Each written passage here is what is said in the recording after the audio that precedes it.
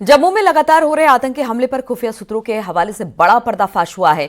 सूत्रों का दावा है कि घाटी और जम्मू में दहशत फैलाने के लिए अमेरिकी हथियारों का इस्तेमाल किया जा रहा है। जम्मू में हालिया आतंकी हमले में आतंकियों ने M4 कार्बाइन का इस्तेमाल किया।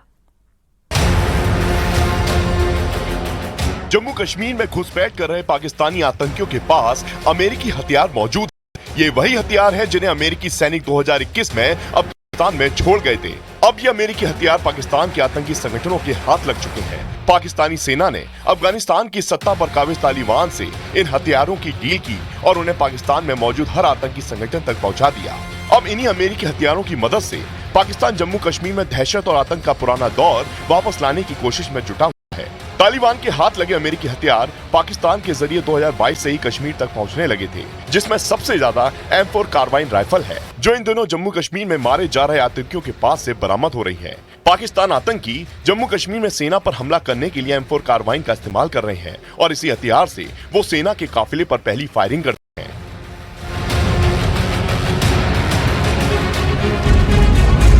भारतीय सेना को निशाना बनाने के लिए पाकिस्तानी आतंकियों की पहली पसंद American M4 carbene assault rifle बन चुकी है, जो 1 मिनट में 700 से 970 राउंड गोलियों को दागने में सक्षम है। इसकी प्रभावी फायरिंग 500 से 600 मीटर है। इसलिए पाकिस्तानी आतंकी संगठन जैश-ए-मोहम्मद और लश्कर-ए-तैयबा ने अपने आतंकियों को ज्यादा से ज्यादा M4 राइफलों को जम्मू कश्मीर भेजने का फरमान सुनाया है। भारतीय एजेंसियों की खुफिया रिपोर्ट के मुताबिक पिछले महीने पाकिस्तान में ISI की सरपरस्ती में आतंकी संगठनों की 2 बड़ी बैठकें लाहौर और बहावलपुर में हुई। इस मीटिंग में लश्कर-ए-तैयबा ने M4 राइफल्स को जम्मू कश्मीर भेजने की साजिश तैयार की। सूत्रों के मुताबिक अब तक 2 दर्जन से ज्यादा M4 राइफल जम्मू कश्मीर में पहुँचाई जा चुकी है।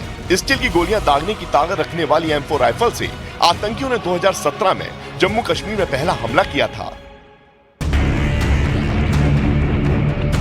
अमेरिकी सेना ने 2021 में अफगानिस्तान से लौटते वक्त करीब 3.5 लाख हथियार वहीं छोड़ दिए थे, जिसमें 3,16,000 से ज्यादा छोटे हथियार थे और 16,000 हैवी वेपन शामिल थे। इनमें M4 स्नाइपर और M4 carbine rifles, M16A4 rifles, M249 machine gun, AMG rifles, M4A1 carbine, M16A2A4 assault rifle शामिल थे।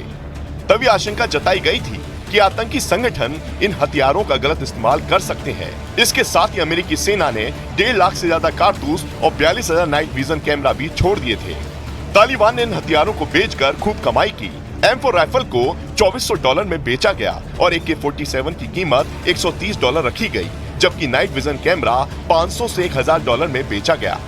पाकिस्तानी सेना ने तालिबान से इन हथियारों को खरीदकर आतंकी संगठनों को दिया, ताकि जम्मू कश्मीर में आर्टिकल 370 खत्म होने के बाद आई शांति में फिर से खलल पैदा की जा सके।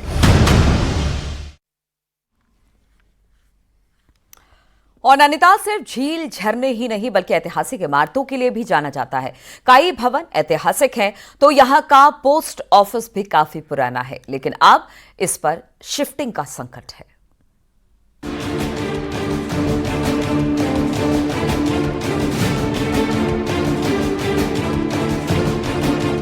सरोवर नगरी का ये ऐतिहासिक पोस्ट ऑफिस अब टूटने की कगार पर पहुंच गया है।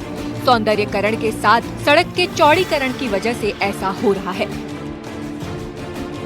और सालों पुराने इस पोस्ट ऑफिस को यहां से शिफ्ट करने की योजना प्रशासन बना चुका है, लेकिन स्थानीय लोग इसका विरोध कर रहे हैं और पोस्ट ऑफिस को हेरिटेज बताकर तल्ली ताल के इस पोस्ट ऑफिस को संरक्षित करने की मांग कर रहे हैं। ये बिल्कुल सरासर गलत है।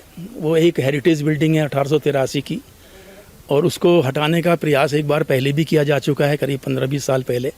तब भी हमने विरोध किया था और मतलब सम्मति आई थी प्रशासन को और वो मामला रोक दिया गया था।